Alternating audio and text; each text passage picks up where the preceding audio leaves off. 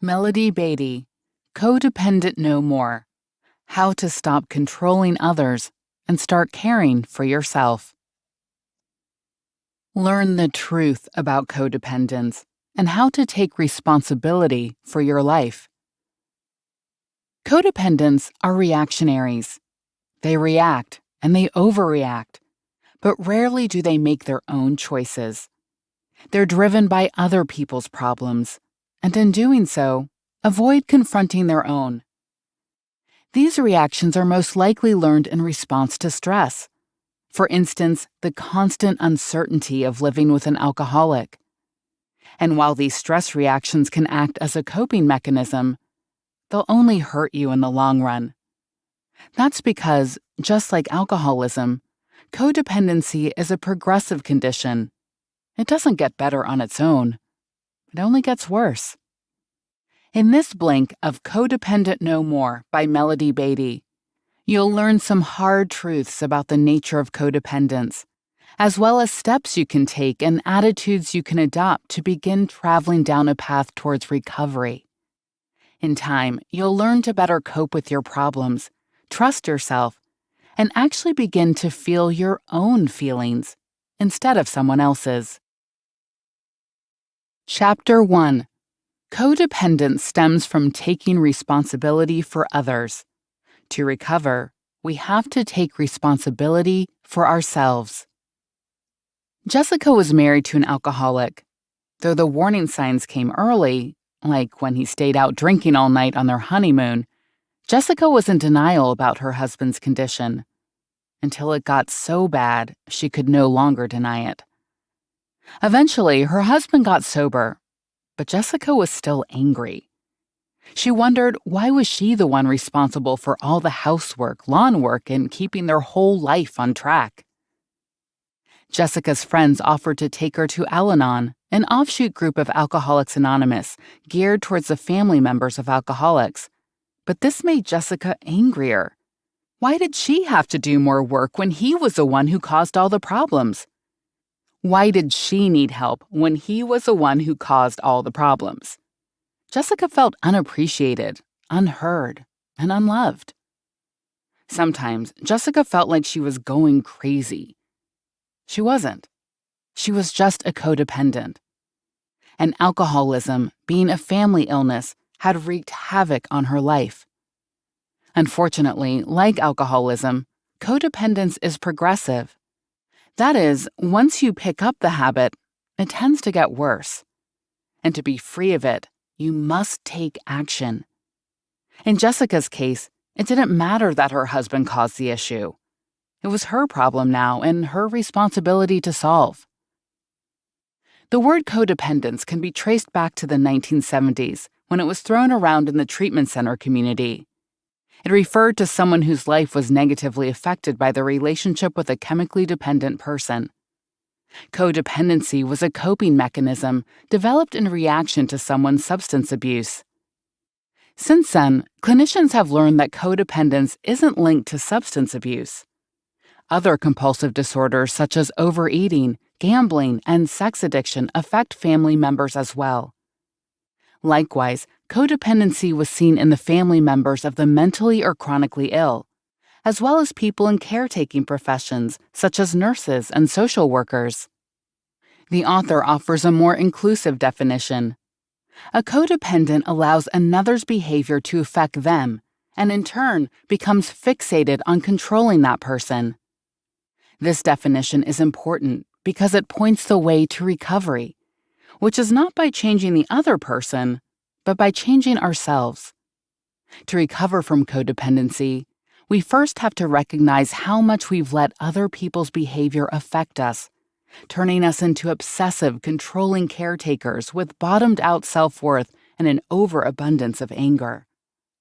It's also important to point out that all these behaviors don't make us defective. They're simply unhealthy stress reactions which were necessary to mentally and emotionally survive. However, over time, these same stress responses have become self-destructive. And now, it's time to take responsibility for ourselves and take our lives back. Chapter 2. Detachment from the problem person in our lives gives us clarity about our own needs. Taking responsibility for ourselves can sound rather daunting, but keep in mind it doesn't have to happen all at once. It's a day-at-a-time process, and once you get started on it, can be quite exciting. Because when we take steps toward recovery, we feel an instant burst of freedom. We start by learning detachment. In order to begin healing, feeling our feelings, and giving ourselves what we need, we must first begin by detaching from the problem person in our lives. What does this mean? Well, if attachment means being constantly preoccupied and worried about someone else's problems, then detachment is the opposite. So if attachment means reacting to others' problems, we detach by taking care of our own needs. If attachment means emotional dependence, we strive to get to know our own emotions. And if attachment means caretaking, rescuing, and enabling, again, we let people handle their own problems and put the focus back on ourselves. Detachment isn't meant to be cold or hostile. It's not a withdrawal from life, nor is it a meek acceptance of all the bullshit that comes our way. And it's not some forced Zen-like avoidant bliss. We can detach and still love and care and be warm. That's because detachment is based on the idea that we're all responsible for ourselves. And since we can't solve someone else's problem, worrying about it won't help either. If our loved one has created a catastrophe in their life, whether a drunk driving arrest or failing to write a college paper, we let them handle the consequences. In doing so, we give them the opportunity to learn and grow, and we show ourselves that we can do the same. And though it may be scary to just let these things happen, it's healthier than trying to control everything. Through detachment, we gradually learn how to accept reality. And best of all, our faith deepens, both in ourselves and in fate or God or destiny or whatever you want to call it. When we cease grasping for control, we're freed from the burden of worrying about things that aren't our business, and we see that the world actually keeps on spinning. The best thing about detachment is that when we're freed from the perpetual anxiety of worrying about others, our minds are clearer and we make better choices about how we love and care for those closest to us. We make better decisions. We hurt ourselves less. And in turn, we experience serenity. We give love that isn't manipulative. And we start living our lives free of guilt. Chapter 3. Instead of being reactionary, learn how to detach and act with purpose. Maria was also married to an alcoholic, and she tried to control her husband's drinking by always being present.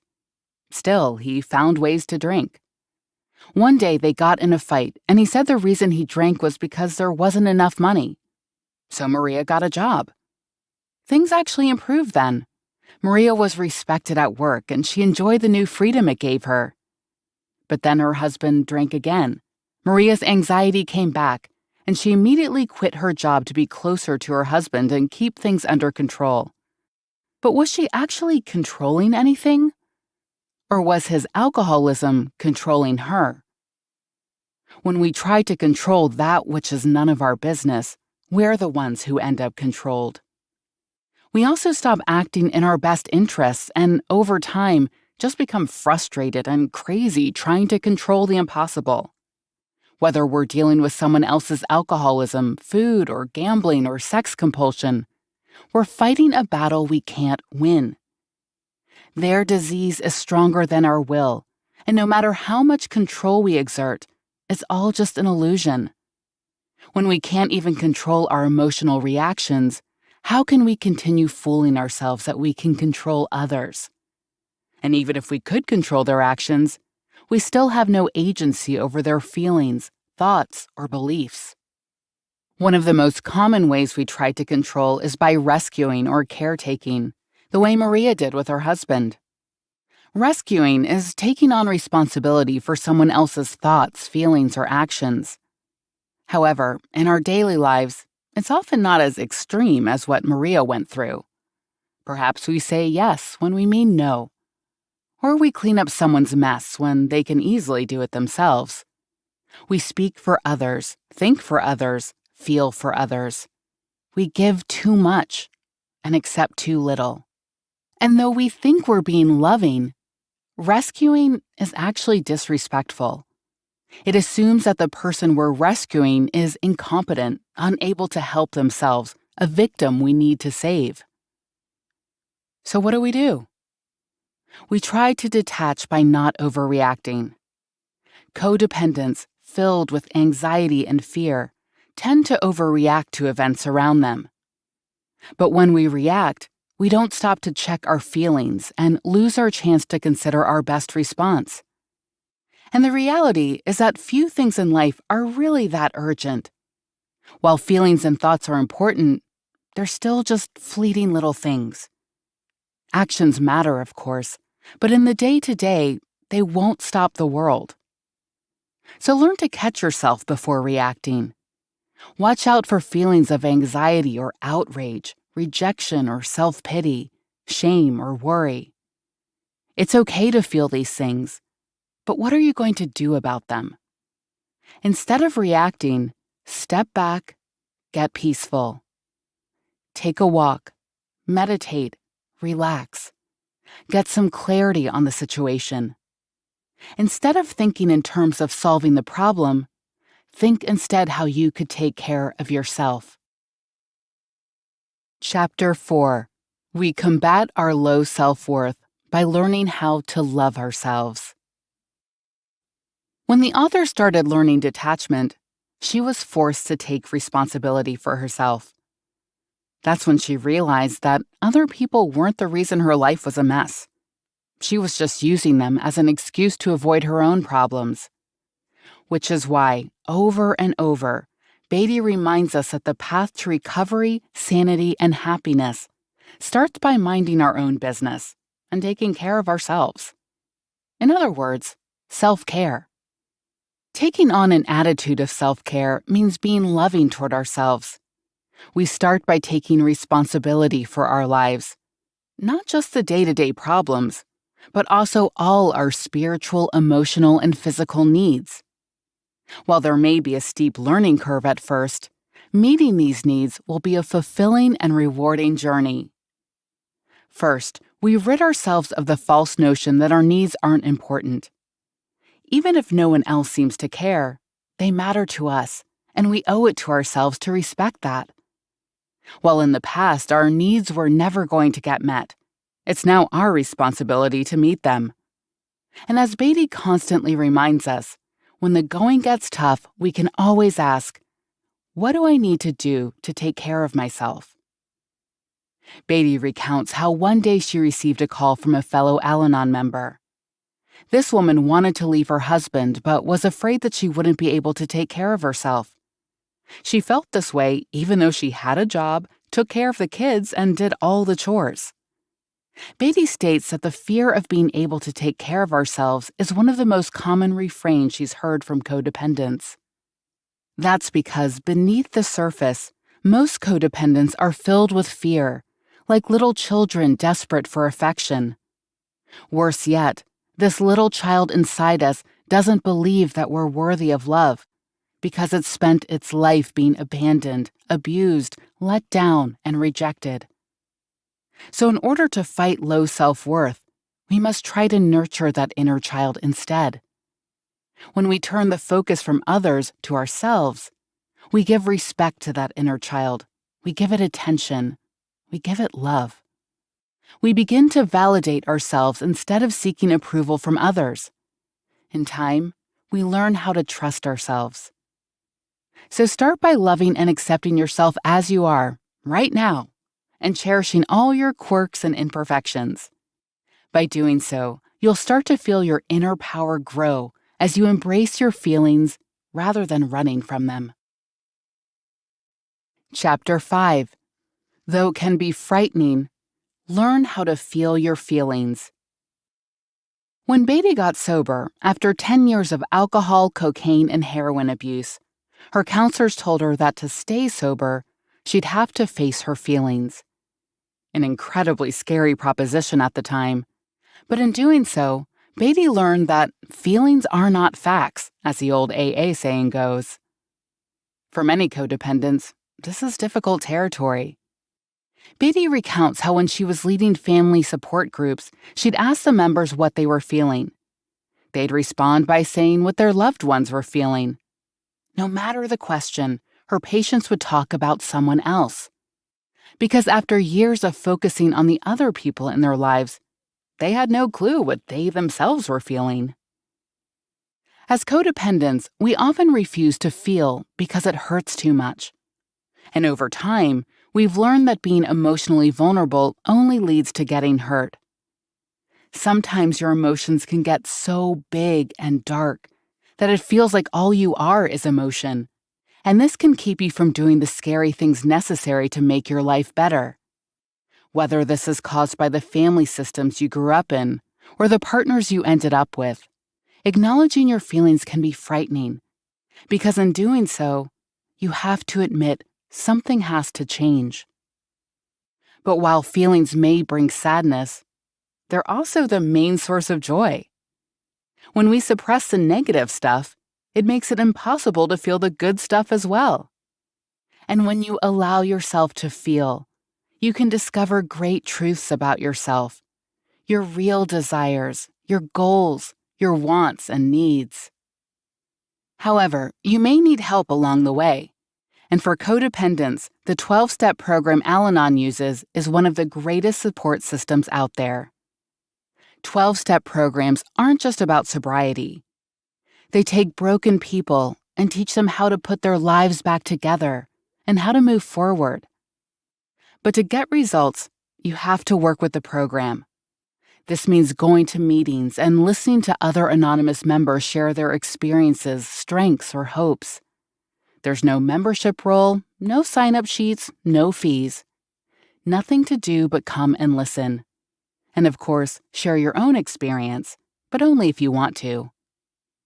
For many people, these meetings are a revelation, because it's the first time you can actually hear your own experience coming out of someone else's mouth. And hearing this allows us to slowly come out of our shells and finally be our true selves. It helps us face our problems, because finally, we're no longer alone.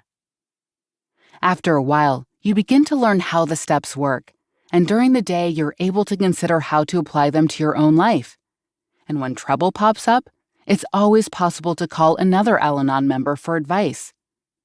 Over time, the steps become both habits and a way of life.